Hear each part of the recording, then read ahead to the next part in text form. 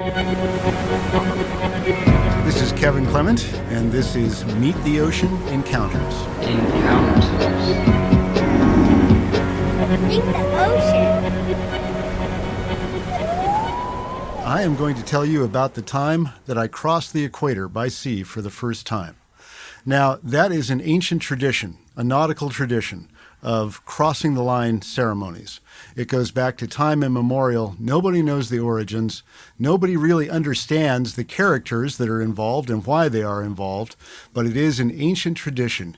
You must pass into a new life. You must go through an initiation, and you must begin your new existence as a shellback.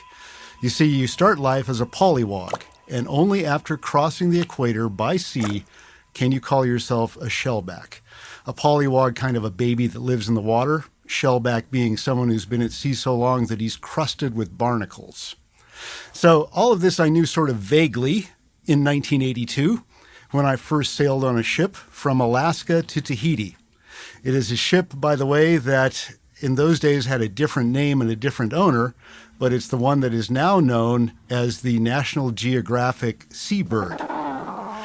So we were about 3 weeks at sea, and it was just a skeleton crew since we were repositioning. It was the captain and a mate, 4 of us deckhands, the chief engineer, and a cook. And so we sailed along doing various jobs, and I knew that we were coming up to cross the equator soon, but nobody had said a word. And I had grown quite complacent about whatever this little initiation ceremony was going to be. I thought maybe I'd get a certificate, for example. But oh no, they were planning a proper crossing the line ceremony. So it was Halloween night, 1982. And I knew that sometime during the night we would be crossing the equator, but I thought no more of it. Until at 2 o'clock in the morning, all of a sudden the ship's engines shut down. And if you have been listening to the thrum of those engines for almost 2 weeks continuously, night and day, and they suddenly stop, it brings you bolt upright in bed. So I was already groping for my clothes when the ship sounded general quarters, the emergency alarm, duty stations. And by this time I was grabbing my clothes frantically. And then came the announcement over the PA system, "All polliwogs report to the fantail." And I said, oh no. I thought briefly about hiding under the bunk, but I knew they'd eventually come and find me and drag me out. And I knew something else. I was the only polliwog on board for that cruise. So I dragged myself down to the fantail, and there I found myself facing a strange assortment of characters. There was King Neptune, looking suspiciously like the captain, wearing a mop for a beard. There was his wife, Thetis, who resembled the chef on board in a dress. There was a pirate, there was a doctor, there was a nurse, and there was the ugliest baby I had ever seen, the royal baby, who closely resembled our huge, fat, hairy, Scottish chief engineer, Al, except that he was wearing a diaper. Well, I will save you the gory details of what ensued because it would send a shudder down your spine. But let's say that it involved me wearing quite a few raw eggs, some used oil from the engine, and various disgusting things they could find in the galley. But the finale of the whole thing is something so horrible I can barely remember it to this day without a shudder. At some point during the affair, I had noticed that Al's big, round, hairy belly was kind of shiny looking.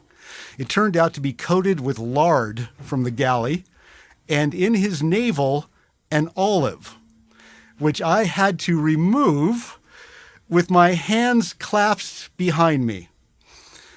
I only hope that I live long enough that memory may begin to fade from my mind. And then they threw me into the water, which is a traditional part of the ceremony. And it was a bit of a shock to go over backwards about 4 feet into the water, but the water was beautifully warm. It was the equator after all, and it actually felt pretty good to scrub the lard off my face. So I actually kind of dove down, scrubbing for a minute, and then I came back to the surface to give my shipmates, these are my friends, remember, give my shipmates a jaunty wave. But as soon as I came to the surface, I realized that something was wrong. I was not right next to the ship anymore. The ship was in fact some 20 yards away and drifting further away from me at every moment. And it was then that I realized what none of us had calculated on, which is the equatorial counter current, which was running right underneath our hull and is quite a swift current and was having much greater effect on the ship with its much larger surface area than it was on me. So the ship was drifting faster than I was, and it was getting further away every moment. I could see the captain peering out into the darkness, but I was already beyond the lights. And I tried to call out to them, but with the generators running there on the fantail, they couldn't hear me. And I could see the captain getting more anxious. But I also remember the strangest sensation. It was just me, just my body out in the middle of the largest ocean on Earth, getting farther and farther away from the last outpost of civilization.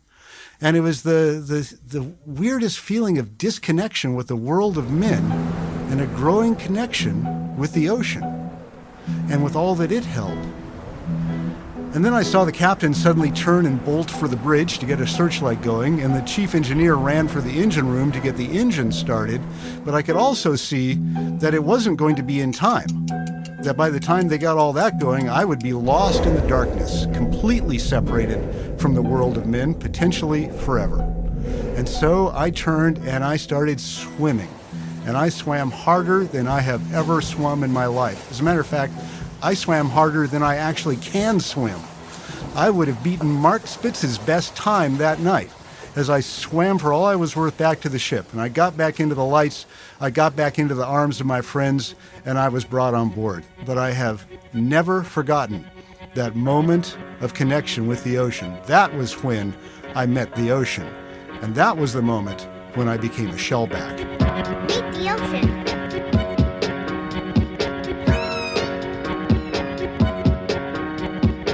Meet the Ocean is produced by Paul North and Andrew Gettings. Special thanks to naturalist Kevin Clement for sharing his tale of induction into the shellback community.